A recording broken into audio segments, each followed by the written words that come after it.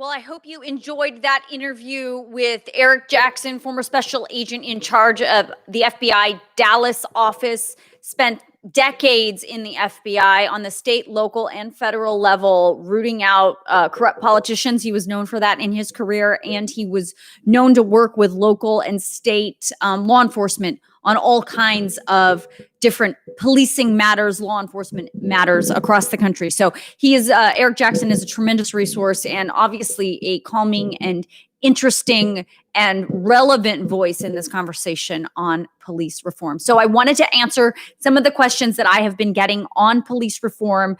Mostly the questions I am getting from you guys are on the legislative side and what does that really mean? So I just want to clarify some of those things. You know that the House of Representatives will vote today on Thursday, June 25th. They will vote at 5 o'clock Pacific time, 8 o'clock Eastern on the Justice and Policing Act. That act is scheduled to pass along party lines today. The Senate put forth their own bill called the Justice Act, which unfortunately did not get past the debate stage. It didn't even pass to open into the debate stage. So at this point, federally, legislation on police reform appears to be slowed down, perhaps even dead until after the election, some are saying. So on the federal level, there's not a lot that's going to happen anytime soon. But that is to further answer the question about what can we do for police reform. What you can do is vote in your local, state, and county elections. Vote for, mayors and your mayor, your city council member, your county supervisor, or county council, or a judge in your area, and certainly of the governor of your state. Those folks are the ones who really enact change on the local level, and those people are the ones that really govern the laws and the policies of law enforcement in your community. So I hope that answers your question. Obviously, we saw protests across the country. Hello. Hi, good to see you.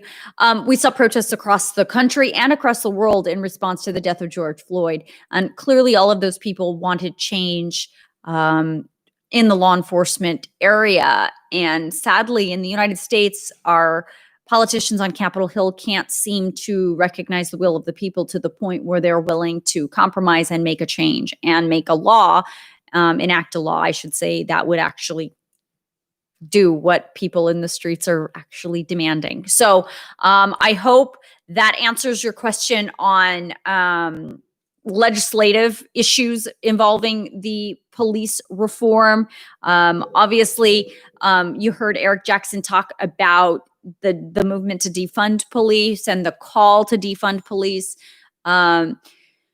Everybody that you talk to on it has a different opinion on what it actually means. I mean, literally, it runs the gamut from defund the police, literally defund the police, do not have a police department, all the way down to not necessarily defund, but reallocate funds that go to police officers, perhaps reallocate them into other areas in the community, reallocate them towards training. That's at least what Eric Jackson is proposing, is to not defund completely or eliminate police, but instead to reallocate funds that were meant for certain areas of policing into instead training, because what he said to me was that unfortunately the training for police officers and law enforcement across this country is not what it should be in his estimation and in his veteran career as an FBI agent.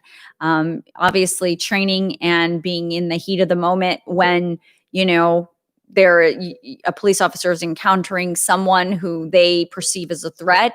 And if you don't have the right training in that moment, your personal emotions might take over and there might be a problem, which is what we keep seeing over and over. And instead of fixing the problem, our lawmakers keep ignoring the problem. And so hopefully this is your call to action. This is your call to action to make sure that you do something. And by do something, that means vote, make a change. We have primary elections across this country coming up. There's some just happened yesterday. Some will happen in August. So pay attention to that. And then, of course, in November, it's not just the president that we're voting for in November. There are lots of other propositions locally, lawmakers locally that you need to vote on and pay attention to. Did he give you any idea on how training might be improved? Thanks, Beyond TV, for asking that question. All he said was that every year budget cuts happen over and over and over again. And the first thing to go is training.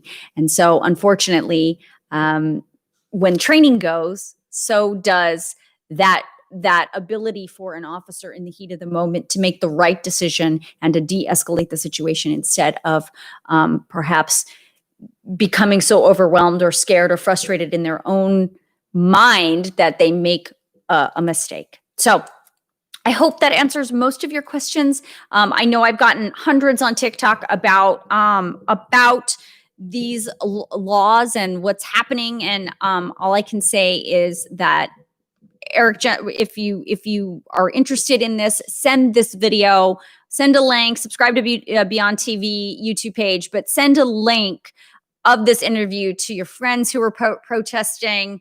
Hi, Carlos. Thanks for being here.